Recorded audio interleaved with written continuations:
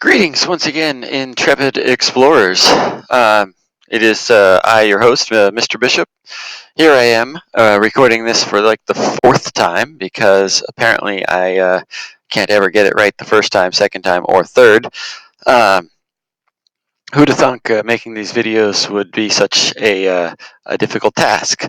But maybe since I'm recording this for the fourth time, it'll be just that much better, that much more exciting. I can do that much more intense. I can wave my hands even more, and it'll be awesome.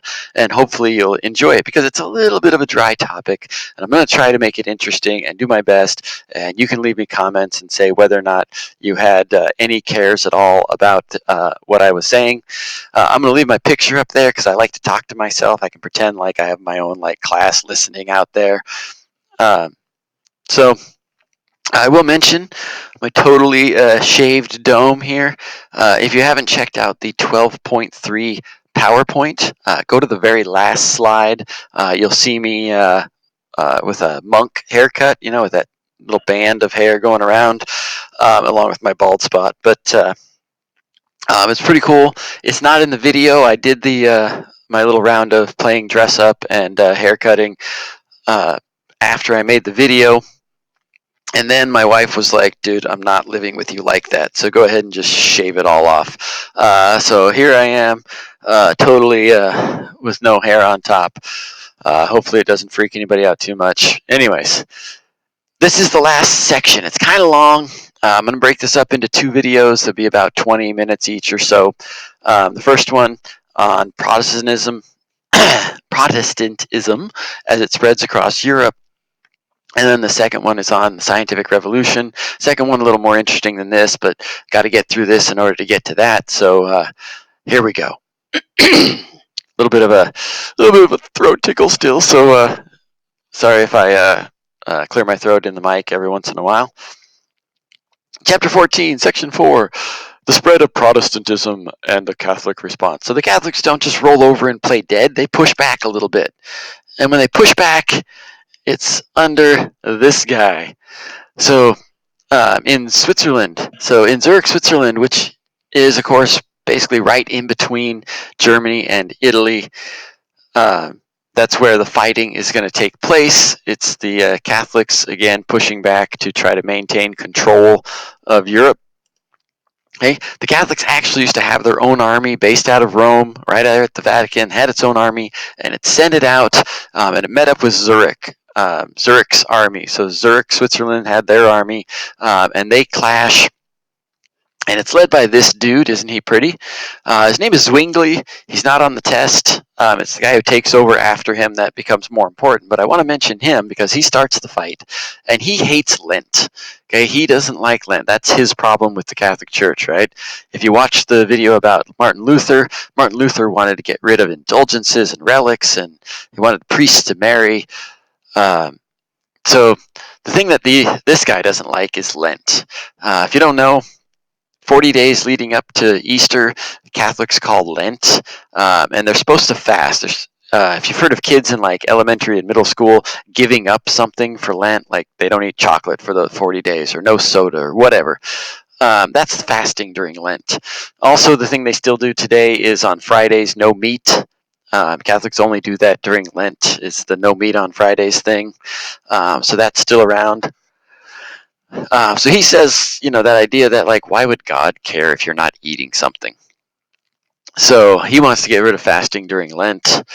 So when the Catholics actually capture him in battle, they hack up his body, they burn it, and then they scatter his ashes across the battlefield. Kind of a warning to all you heretics that you better fall back in line or we'll do this to you too. So John Calvin takes over for Switzerland's army after Zwingli dies. And he's a Protestant. He truly believes in that whole like faith alone gets you into heaven thing. Hey, but he sprinkles in this lovely thing called predestination. Predestination, it's going to be on the study guide. The study guide is actually going to be attached to this assignment. So if you have it up in a window next to this video, you can follow right along, or you can print it out and write it down. I don't care. But feel free to follow along with the study guide as we go through this video, and I'll spoon feed you the answers. John Calvin believes in predestination. Predestination is that idea that before you're even born, whether or not you're going to heaven or hell is like preset out for you. So if you're the elect, you're just lucky enough that, while you're still in the womb, God determines you're going to go to heaven and you're going to be a good person. Or you're a reprobate, which means you've been pre-selected to go to hell and you're going to be a scumbag. So when I was a kid, if you got in trouble, like if you got sent to the principal's office in elementary school, or if you ever got suspended, they would actually just call you a reprobate, which basically just means you're a screw up. So Calvin believes in predestination, that idea that free choice is just an illusion, right? That free choice doesn't exist. Whether you choose left or right, we're all still just going to the slaughterhouse. Thus, he creates his own religion. It goes down in history called Calvinism. Geneva, another city in Switzerland, comes under Calvinist control. So most of Switzerland goes Calvinist, most of Germany goes Lutheran. Italy, Spain, going to stay Catholic. Calvin takes it one step further, and he decides that within his religion and his area of control, he's going to create some new crimes. So he made it a crime for dancing, because dancing leads to fornicating. We can't have that. Singing obscene songs is, of course, singing songs about fornication, so we can't have that. Drunkenness leads to people, and then swearing is just bad words for the thing in the first two, and then playing cards is really just trying to cheat people out of their money. So that's bad too. All right, so that's lovely John Calvin. This lovely gentleman has an amazing face. Every time I see this dude's face, I think of like a lion's snout. Almost looks like he's got like cat whiskers going on here. This dude's name is Thomas Hobbes, and I'm going to go through Thomas Hobbes kind of quickly here. But Thomas Hobbes was a philosopher. He believed what he studied was how it is that humans come together to relate, and how humans, build up societies. The reason he was looking at that is because he believed that ever since caveman days, we all just came together to protect each other, right? Strength in numbers. And then he analyzed how societies built on themselves to stop that danger and to stop civil conflict. So once you all get together, yay, we have protection from nature, and then we got to take it one step further and protect ourselves from each other. So he's kind of trying to figure out like how it is that societies do that. And since it says at the top here, volunteer to read, I'm going to be the only one in the room raising my hand. I'm looking around. There's nobody else here in my bedroom raising their hand, so I guess I get to read. He posts stark alternatives. We should give our obedience to an unaccountable sovereign, a person or group empowered to decide every social and political issue. Basically, to break that first half down, he believed we all needed to give obedience to an unaccountable sovereign. The word sovereign is just a fancy word for a king or a leader. Okay, the leader of a country is a sovereign. Unaccountable just means they can't get in trouble for what they do. So Thomas Hobbes truly believed that we needed a leader that was above the law, that was powerful enough to do whatever needed to be done to keep us all safe. Right? If somebody needed to be killed, okay, your leader needs to be able to make that call, take them out, and do what's best for the nation, and not have to face like going to jail themselves. So that's the unaccountable part.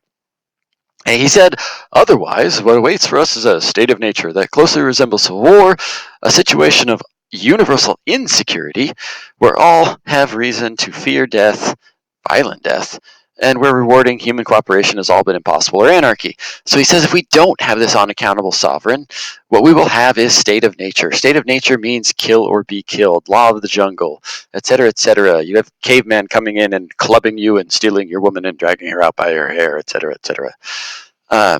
So yeah, we need a sovereign to keep us safe and stop the chaos. Okay, stop anarchy and lawlessness from happening. Hey, I'm not going to dwell on this, but Hobbes' account of human nature as self-interested cooperation has proved to be the enduring theory in the field of philosophical anthropology. And what I will say is, if you like stuff that if you like philosophy and running your mind around these kind of questions, I highly recommend you take two classes by Mr. Fournier, one being Theory of Knowledge. It's an IB class where really they just analyze what it is to think and know and learn. And they spend an entire semester doing it. And the other one is just take philosophy from Fournier, and that class is all about things like this and how we analyze thought and think stuff up and all the great philosophers of the world. So anyways, I won't dwell on it. It often gives me a headache to wrap my mind around these things, but Fournier is really awesome at it. If you're into it, I highly recommend his classes. Which brings me to Calvin and Hobbes. Okay, my favorite cartoon growing up. It is awesome. It's funny. And yes, their names are Calvin and Hobbes, specifically named after these two dudes, right? If I back up, Calvin is the predestination guy, believes that the map of your life is already laid out for you and there's nothing you can do about it. Hobbes is constantly saying, maybe we should listen to who's in charge and, like, do what they say or something. So he's constantly saying, like, your parents are just trying to keep you safe. So hence here Hobbes asks, do you think there's a God? And predestination believing Calvin says, hey, somebody's out to get me. So I read these as a kid and thought they were hilarious from a kid and his toy tiger perspective. And then I read them again as an adult, knowing about who Calvin and Hobbes were. And it kind of gave a whole new twist to it. And it's funny and it's worth reading. This one, I'm just going to read the first bubble here and then kind of encourage you all to actually read the news. When I grow up, I'm not going to read the newspaper. I'm not going to follow complex issues, and I'm not going to vote. So it's many of you, right? If you're not following the virus and you don't have a clue what's going on in the world and how many people are dying and what different countries are doing to try to fix it, this is you. You're in a wagon and you're speeding down a hill and you have no clue where we're going. Okay, but Calvin is like, hey, whatever's going to happen is going to happen. So the next bubble, that way I can complain that the government doesn't represent me. So all of you who try to piss and moan about the way life is going and the government is not helping you and you can hate Trump and you can hate whatever, if you're not involved, again, you're in the wagon just whining. So then when everything goes down the tubes, I can say the system doesn't work and justify my further lack of participation. And Hobbes says, wow, that's an ingeniously self-fulfilling plan. And Calvin, it's more fun to blame things than to try to fix them. So there it is.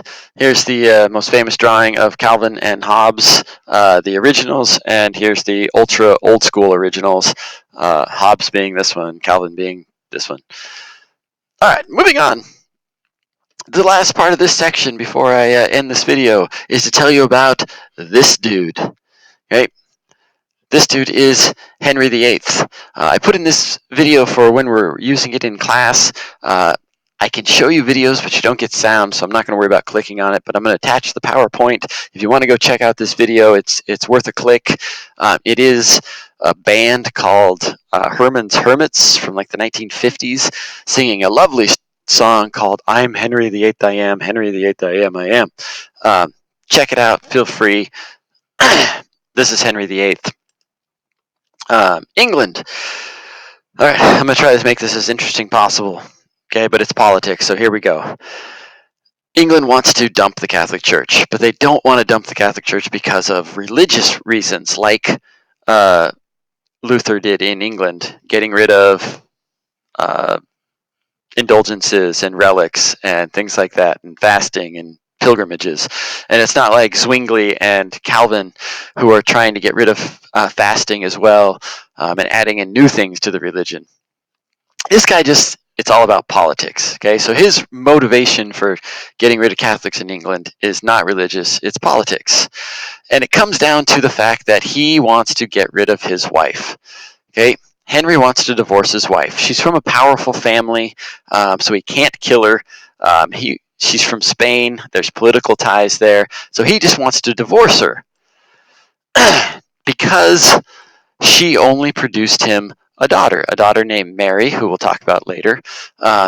After she has Mary, she has several miscarriages, and it becomes apparent to Henry that she's not going to ever give him a male heir that he needs for succession within the English monarchy.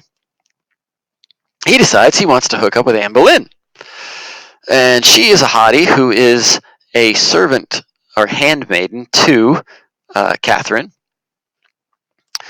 So he figured that this younger girl would be able to produce male heirs and other children, and he could hook up with her and everything would go along smashingly. So, but he's frustrated because he asks the Catholic Pope in Rome for a divorce, okay, an annulment, as the church calls it, right? Declare the marriage void, allow him to remarry, and the Pope says, "Yeah, Catholics don't do that. Sorry." Okay. Still to this day, Catholics don't officially believe in divorce. Divorce happens all the time in the Catholic Church, but it's not recognized by the church officially. And Henry needs this to happen. So he sees that Germany's gone its own way, that Switzerland's going its own way. So if you can't fix them, make your own club. So Henry declares himself head of the Church of England, declares his marriage null and void, and immediately crowns Anne Boleyn as the next queen. And a miracle happens. 3 months later, Anne gives birth, and it's a girl. Aw, ain't that a shame? This girl is going to become Queen Elizabeth, who's going to be arguably the greatest ruler England has ever had. More on her in a couple slides.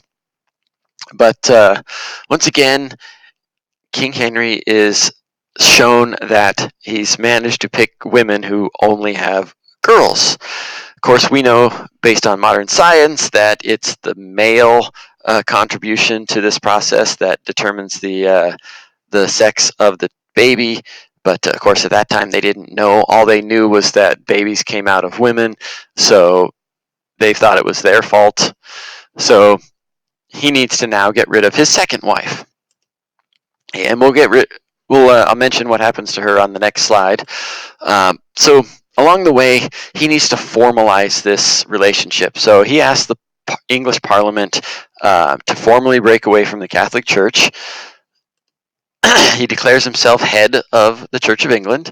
That gives him all the rights that, like, the Pope has for the Catholics, but he gets it for the Church of England. So he's collecting all the donations, that 10%. He's rewriting the rules. He gets a new Bible. It's kind of the same Bible, but he kind of tweaks it.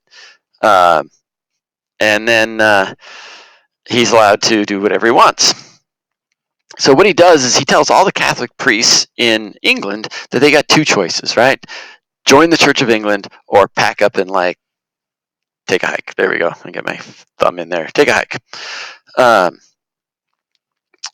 Most of the Catholic priests actually do switch and join the Church of England. Okay, they're bribed by the king. He tells them, like, if they switch over, they can keep the monastery lands and the church lands for themselves and run their own churches and such under the king's purview. But that gives them more power even in England than they had as Catholic priests in England, always reporting back to Italy. So, but this is Thomas More. Thomas More is a Catholic priest. He was earlier an advisor directly to the king, so he was friends with the king. And he tells the king, "No, I'm not leaving, and I'm not joining your church. I'm going to stay right here and be a Catholic." So the king had his head cut off. All right. Put me right there. Henry VIII actually marries 6 times. He's in that never-ending search for a male heir that he doesn't really get. The first wife he divorces. She takes her baby, Mary, and goes back to Spain.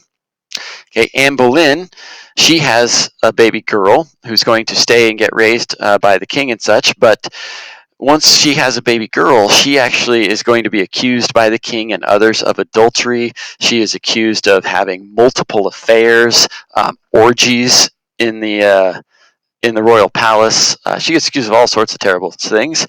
So she eventually gets locked up and then has her head cut off. Whoop. This is Anne Cleves, the third wife.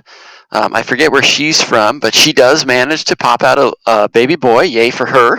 That's why there's a heart here, because she does manage to give a baby boy. She is the only one of the 6 wives who is actually buried next to the king when he dies. The problem with her bouncing baby boy is that it's very sickly. She will actually die during this childbirth, and the boy won't actually make it into adulthood. He won't live to take over from his dad. So King Henry continues to try to find boys, and for his 4th wife, he decides he wants the prettiest princess available all across Europe. So he sends out his minions, his painters, uh, to go to all of these different princesses and paint their picture. And then they bring those paintings back to England, and he looks through them and he picks the most beautiful princess. And this is the painting he picked. He marries her while she's still not there yet. He signs all the paperwork because it's treaties, between countries is why these royals get married and such. So he signs all the paperwork to marry her, sees her painting and how beautiful it is, and she comes to England. Unfortunately, he thinks she's terribly ugly. He actually will describe her as being a horse-faced woman, but he can't insult the country she came from. So he will actually give her a new title of Daughter of England. Okay, he'll give her her own palace, her own lands in England and such, and she'll stay there forever because he needs to keep that political tie that he made with the country she's from. But she becomes basically a daughter of England and not a wife. The next woman, I don't know a whole lot about her. Doesn't have a boy either. She eventually is going to be treated basically like Anne Boleyn, and she's going to lose her head. The 6th wife marries Henry when he's slightly older, but he's like 2 times bigger than what's painted here. He's such an egotistical kind of guy that he eats himself to death. He gets super heavy. He drinks way too much, and eventually has a heart attack and dies. That's why you've got this little heartbeat thing here. She's going to outlive him. She's not too important either. She doesn't come to power herself. Who does come to power after all of this craziness is the first little girl. You see, Queen Mary. The problem for England about the daughter of Catherine of Aragon is that she's Catholic, right? When mom gets divorced and mom goes back to Spain, she takes Mary with her and raises her Catholic. So when she comes back to England, she wants to force England to go back to being Catholic. Okay? And to help convince them, she rounds up a bunch of Protestants, 300 or so, forces them into trials for heresy, and lights them on fire. This does not have the effect she wants, right? People aren't scared about being heretics and running back to the Catholic Church. They just get mad and they start hating her. So eventually, Bloody Mary is going to get cancer. She's called Bloody Mary because of killing the Protestants, not because she gets cancer and has stomach issues and pukes blood and whatnot. But she does. And who takes over is Queen Elizabeth, that second girl from the second marriage to Anne Boleyn. Queen Elizabeth was raised in England by royals, so she's very astute on how to rule. She's considered one of the greatest rulers England has ever had, famous for these crazy dresses that she likes to wear.